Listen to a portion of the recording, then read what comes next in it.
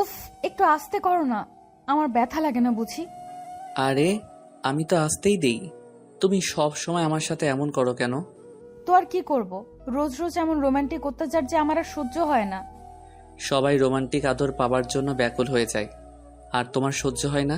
এটা কেমন কথা? এটাই আসল কথা। লোকচক্ষুর অন্তরালে আর কতদিন এমন করে কাটাবে? বলি, আমি যদি প্রেগনেন্ট হয়ে যাই তখন কি করবে? প্রেগনেন্ট হয়ে গেলে হবে, সমস্যা কোথায়? বাহ বাহ, বিয়ে ছাড়া প্রেগনেন্ট হলে তো কোনো সমস্যা থাকে না, তাই না শোনা? মানুষ আর এই সমাজ আমায় এমনি এমনি ছেড়ে দিবে। দূর, সেটা পরে দেখা যাবে। এখন বাজে কথা বলিও না, আমায় আমার মতো করে করতে দাও, আর সুখ নিতে দাও। অয়নের কথাটা শেষ হতেই মীরা একদম শান্ত হয়ে যায়। দীর্ঘ 4টি মাস ধরে এমন অবাধেই চলছে তাদের শারীরিক সম্পর্কের ভালোবাসা। কথাটা শুনতে একটু অবাক লাগলেও এটাই সত্যি। ভালোবাসা দুই ধরনের হয়, একটা মনের সাথে আর একটা দেহের সাথে। অয়ন আর মীরার ভালোবাসা মনের সাথে কম আর দেহের সাথে বেশি। তারা একে অপরের মনের থেকে বেশি গুরুত্ব দিয়ে থাকে দেহের। তাই তো তাদের ভালোবাসার সম্পর্কের এই দিনগুলো শুধুমাত্র শারীরিক সম্পর্কের মাঝে সীমাবদ্ধ হয়ে আছে। অয়ন প্রায় ঘন্টা দেড় রোমান্টিক অত্যাচার করে পর শান্ত হয়ে মীরার শরীরের উপর নেতিয়ে পড়ল। মীরা অয়নকে শক্ত করে আঁকড়ে ধরে আছে, এতটা শক্ত করে ধরে আছে যে মীরার বুকের উপর থেকে অয়নকে কেউ কখনো সরাতে পারবে না। অয়ন মীরার কপালে আলতো করে নিচের ঠোঁটজোড়া ছুঁয়ে দিয়ে মীরার উদ্দেশ্যে বলতে লাগলো, জান, আজ তুমি আমায় অনেক সুখ দিয়েছ। এতটা সুখ আমি মনে হয় আর কখনো পাইনি। পেয়েছি তো। এটা কি বলছো? এতদিন ধরে তোমার সাথে আমার এই শারীরিক মিলন হচ্ছে, এতদিন কি একটুও সুখ পাওনি? তবে আজ একটু বেশি সুখ পেয়েছি মনে হচ্ছে। তবে প্রথম দিনের আদরটা আমি কখনো ভুলতে পারবো না। কেন, প্রথম দিন কি এমন হয়েছে যার জন্য তুমি সেই দিনটার কথা ভুলতেই পারছো না? ও মা, প্রথম দিন তো সবকিছু নতুন ছিল, আর তোমার সত্য হরণ করার মুহূর্তের কথা কি এত সহজে ভোলা যায়? এখন তো আমার কাছে কিছুই নেই তোমায় দেবার মতো। বিয়ের পর তো আর সারপ্রাইজ পাবে না, সবকিছু চেনা লাগবে। সমস্যা নাই, আমার কাছে তুমি প্রতিদিনই নতুন। আচ্ছা অয়ন, আর কত বছর ধরে এমন করে চলবে বলো? তোমার কি মনে হয় না এখন আমাদের বিয়ে করে নেওয়া উচিত? সব সময় এত বিয়ে বিয়ে করো কেন? বিয়ে ছাড়াই তো সুখ দিচ্ছি আমি, তবে বিয়ের কি প্রয়োজন? হ্যাঁ, তা তো ঠিকই বলেছ, কিন্তু কথা হচ্ছে এমন করে অবৈধভাবে আমার আর মেলামেশা ভালো লাগছে না।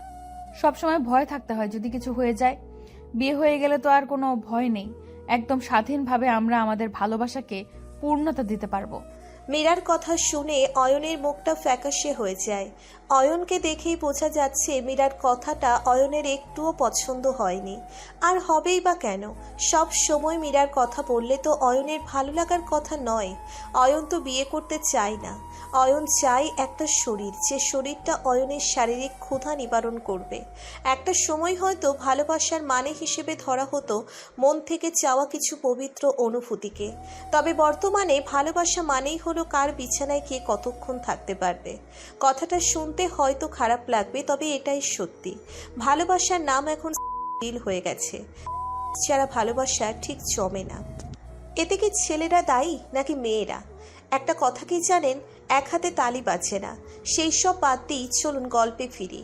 অয়ন মীরার কথাটা শেষ হতেই মীরার উন্মুক্ত বুকের উপর থেকে উঠে পড়ল।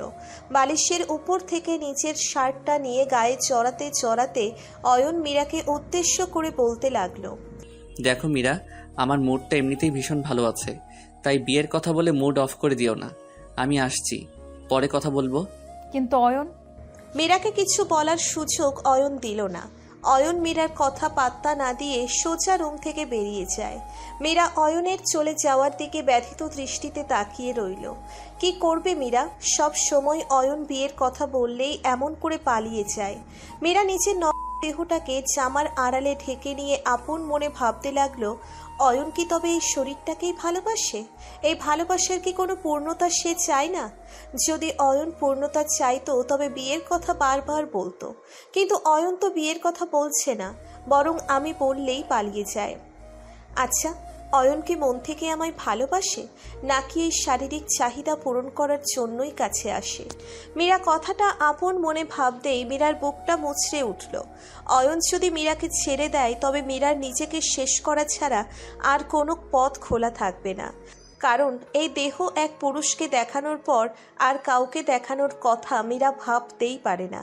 মীরা কথাগুলো ভাবতেই হঠাৎ করে তার মনে পড়ে যায় রাত হতে চলেছে, এখন তার বাড়ি ফিরতে হবে। মীরা নিচের জামা ঠিক করে হোটেল থেকে বেরিয়ে যায় আর রিক্সা করে বাড়ি ফেরে।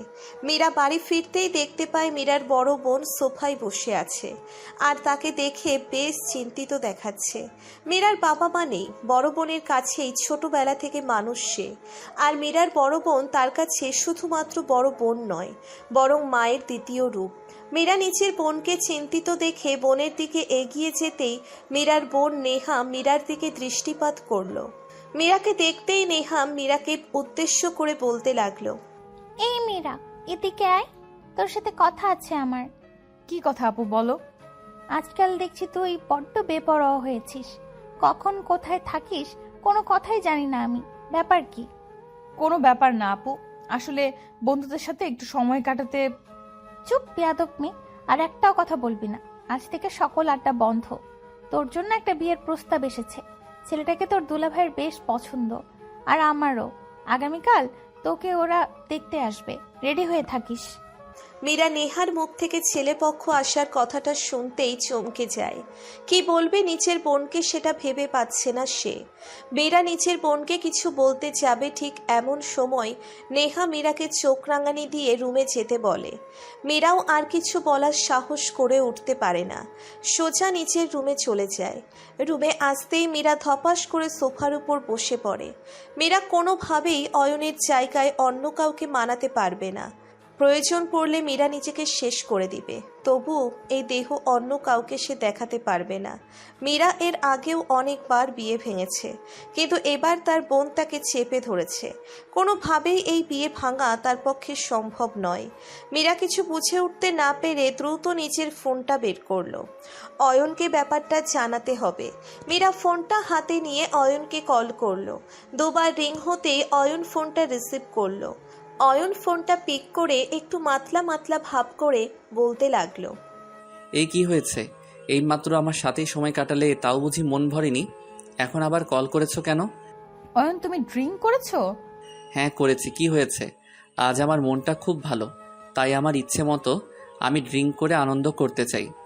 অয়ন, আমি তোমায় বারণ করেছি ড্রিঙ্ক করতে, কিন্তু তুমি তো আমার কোনো কথাই শোনো না। আচ্ছা শোনো, একটা খারাপ খবর আছে। আগামীকাল আমায় দেখতে আসবে ছেলেপক্ষ।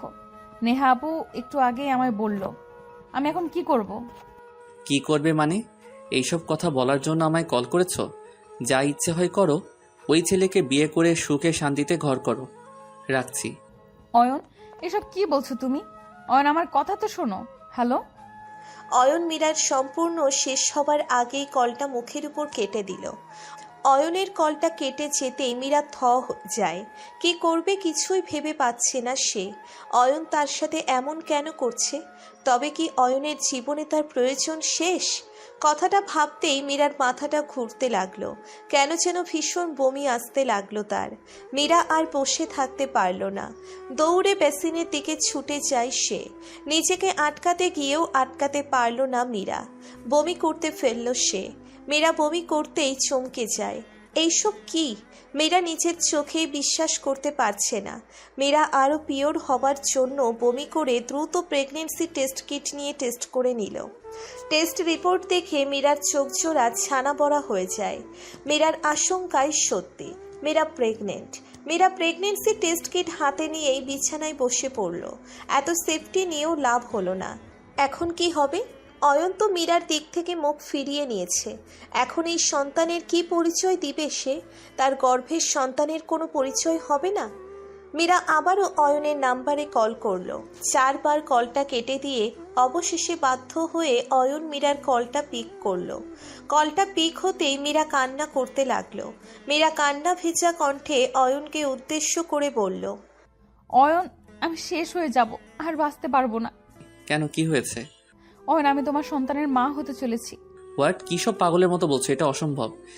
সেটাই তো, কিন্তু আমি সত্যি বলছি। একটু আগেই আমি টেস্ট করে জানতে পারি আমি প্রেগনেন্ট। এখন আমি কি করব অয়ন? আমি আর পারছি না কিছু ভাবতে।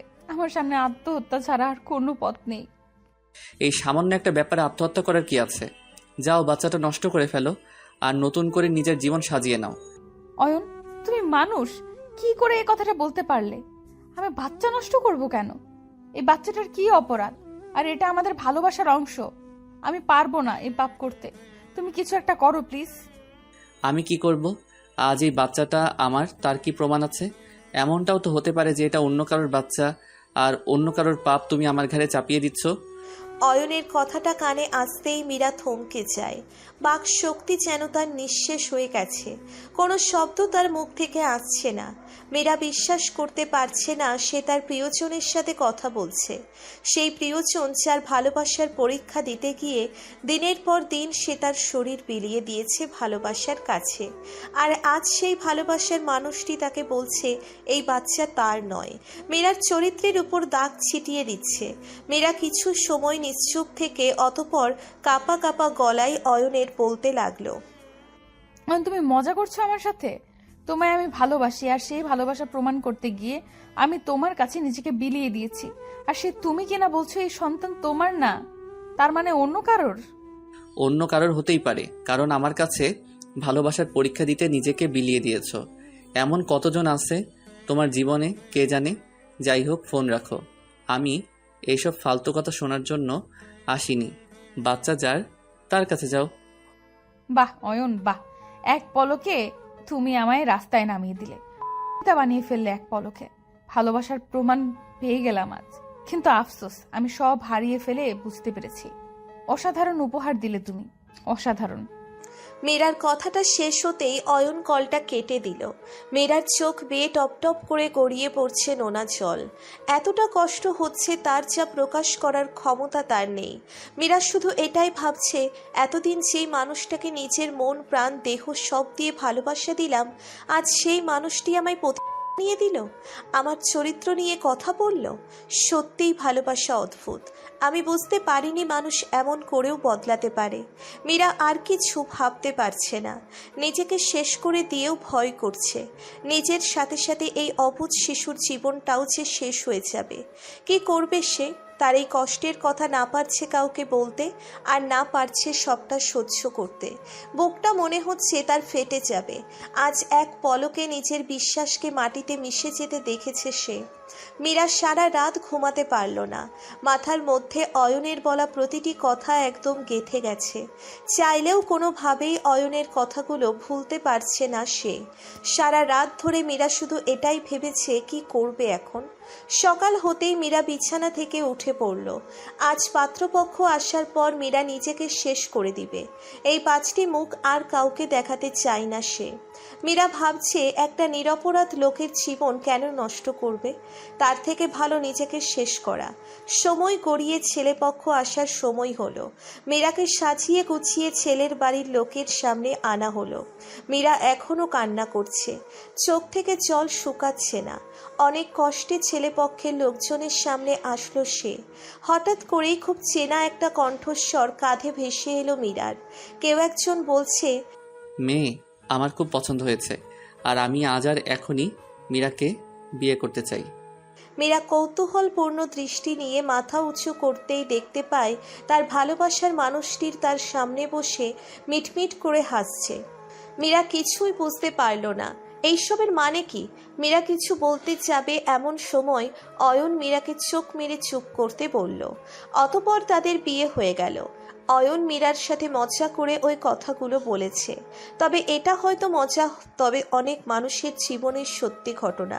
তাই বলছি, ভালোবাসা মনের থেকে হয়, দেহের সাথে নয়। আপনিও কি এমন প্রতারণার শিকার হচ্ছেন না তো? Be careful.